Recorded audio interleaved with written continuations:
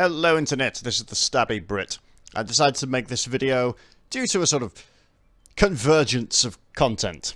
There was a posting on the 40k Conversions Facebook page about a female Space Marine made out of Age of Sigmar content, which had its comments disabled because, of course it did, it was a female Space Marine. And the Outer Circle made a video about female Space Marines. And I decided, you know what, I'm gonna dive into this. Brought it up in the comments section of that video, I'll put a link in.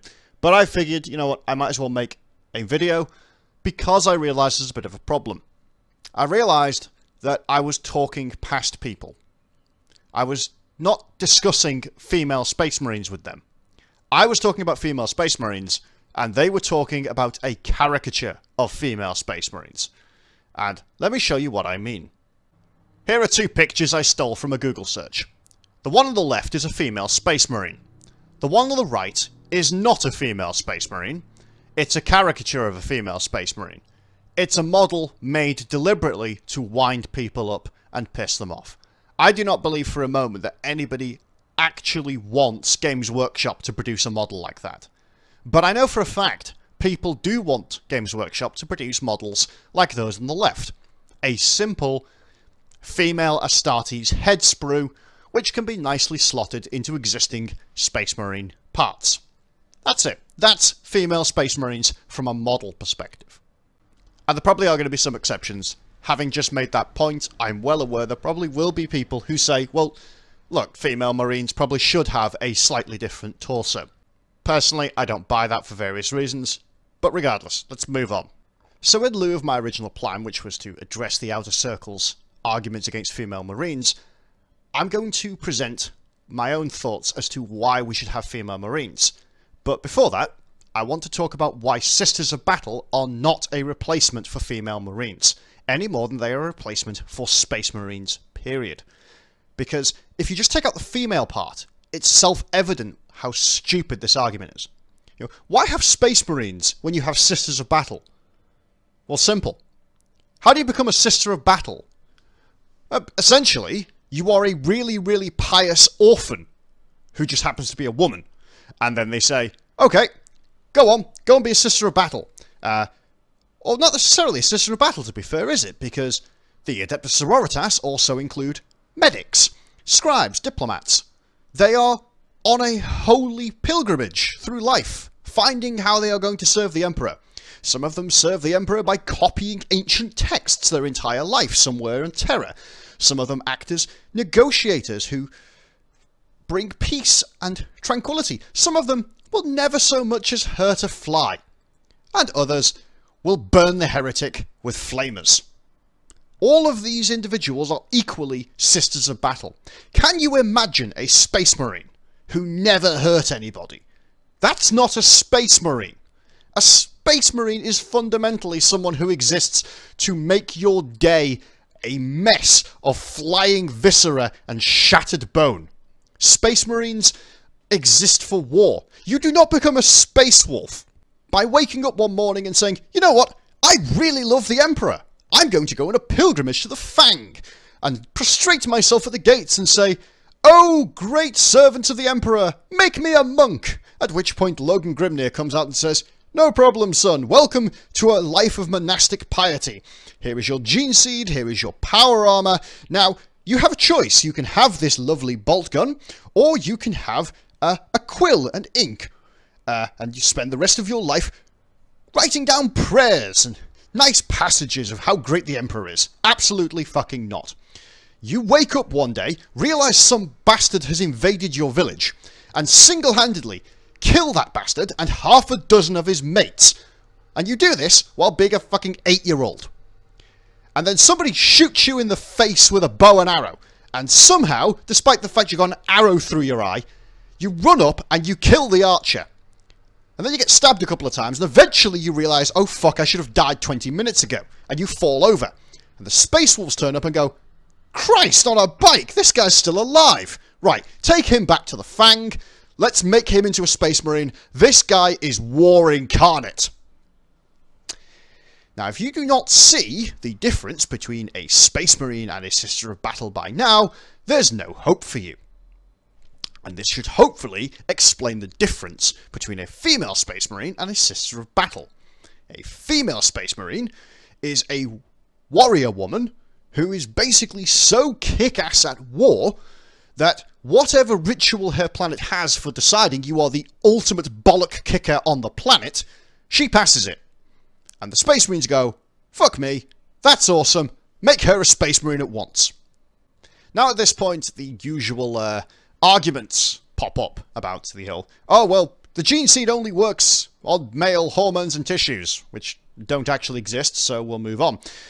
Or the idea that you have to be really physically powerful to be a Space Marine. Well, that helps. But various sources have made it clear you can be the strongest, fastest, smartest, most fightiest kid on the planet. But if the gene seed won't take, it won't take. And if you're lucky, you can be a chapter serf. Otherwise, sorry kiddo, it's a life as a servitor for you. Enjoy your free lobotomy. So while I'm inclined to agree, a female Space Marine might never be the strongest Space Marine in the galaxy, providing they are strong enough and tough enough and determined enough to make it through all the trials, and providing the gene seed takes, why can't they be a Space Marine? And on the subject of differences, it is interesting how everyone always brings up the physical differences. Why does nobody bring up the psychological differences? Because that's what makes female Space Marines interesting to me. I like a good story. I like a good 40k story. And I've realised a good 40k story is not 300 pages of Captain Titus shot an orc in the face, and then he shot another orc in the face, and then he shot a third orc. This time it was in the chest. Oh, and you'll love this. Then he stabbed someone. Did I mention he's been shooting people? No, that's fucking boring.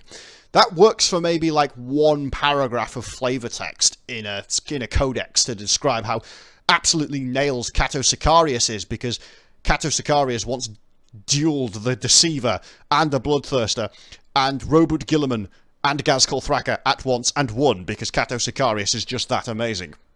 I can put up with maybe a paragraph of that shit.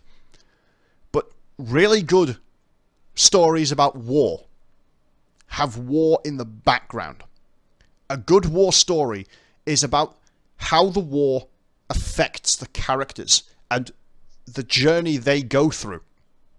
And this means that ultimately, a good 40k story is about humanity. I could honestly see myself loving a 40k story with no fighting whatsoever. And I know this because I've thoroughly enjoyed 40k books where you will have chapters go by, entire chapters with no real fighting in terms of warfare, maybe just the odd fist fight. But it's all just political maneuvering, it's all backbiting, it's people scheming. It's human interaction. And this applies equally to Space Marines. If you don't believe me, treat yourself to Master of Mankind. With a wonderful moment, spoiler alert, Zephyr, the Blood Angel.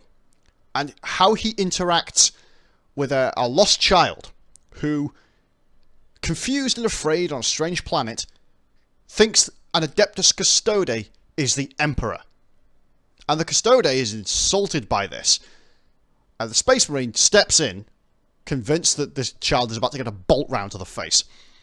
And has a wonderful human moment. He is understanding, he is compassionate, he is reassuring. He is very different to how everybody describes Space Marines. Now, whether you want to put that down to the difference between Space Marines and the Horus Heresy and 40k or not, or whether it's done to emphasize just how less human Custodes are to Space Marines, whatever. You can argue it however you like. The point is, I loved Zephyr for the humanity in him. Not because he was a mindless, soulless, featureless slaughter machine who just blindly murdered 20 billion Chaos Marines or whatever. And this is where female Space Marines get their validity and their purpose for existing. Because it enriches the stories you can tell. It gives us more ways to humanize the Astartes. And I know there are people who will absolutely say the Astartes shouldn't be humanized. But I would argue that's why Space Marines kind of suck at times. I think it was Brothers of the Snake, one of the first Space Marine books Dan Abnett wrote, where from the outside perspective, Space Marines were these cold, inhuman things. They were less people and more walking machinery.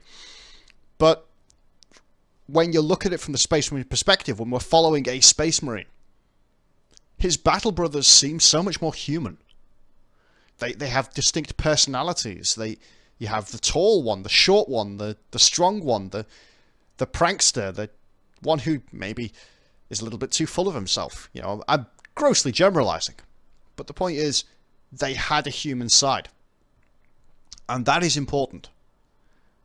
And I think that is worth tweaking the background of 40k for. I mean, the example somebody gave was, you know, if you added female Space Marines, there'd be a backlash. And if you think the backlash against Primaris is bad, you wouldn't believe how much backlash you'd get against female Marines. But why was there backlash against Primaris? Oh, it's because they're perfect, isn't it? These are the perfect Marines. They're just conjured up from nowhere. And they're so much better than everyone. They're better at everything. They really are. They're just perfect. Perfect in every way. Does that sound like somebody you want to read about? Because I don't. I don't give two shits about Captain Perfect and the Perfect Marines. I want flawed individuals. I like flawed characters. I like people who will do utterly stupid things, even when they really should know better. Because that's me. That is my life in a nutshell. Don't do this stupid thing. Too late, I've already done the stupid thing. I imagine everyone listening to this will relate to that. Human characters are what draw us into stories. And ultimately, that is what I think female Space Marines are all about.